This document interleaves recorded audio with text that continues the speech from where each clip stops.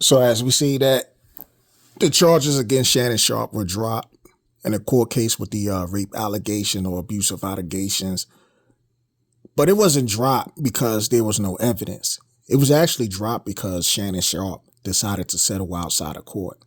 This is the same Shannon Sharpe who made a video talk about how they try to do a shakedown against him and he's willing to fight it in court. So my question is, if you were willing to fight it in court, then why did you settle? Especially if you thought it was a shakedown. Now, I get it. You don't want to mess up your image because that's what it comes down to, image and stuff. But if you were so dead set on the fact that you didn't do anything, there's no reason for you to settle. I guess in your eyes, you probably thought like, well, shoot, I know I'm innocent. I probably won't have to spend a lot more money in court fighting this thing, you know, trying to prove my innocence instead of settling out of court. Well, Shannon, you should have never made that video, bro. Because now you put yourself in that situation, especially when you were the one criticizing people for settling outside of court on certain situations, saying, why would you settle outside of court if you are totally innocent? So you just contradicted yourself.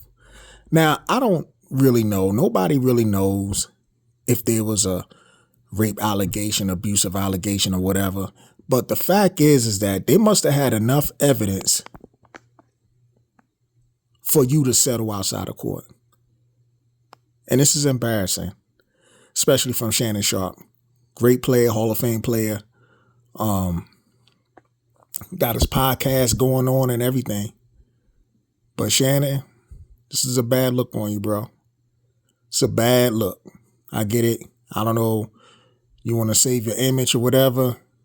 But at the end of the day, you just open up the floodgates. Because now people going to really come after you. They're going to see that you settle outside of court with one situation. And people just probably going to come up with more stories and more stories and more stories. And now you have to be looking over your shoulder.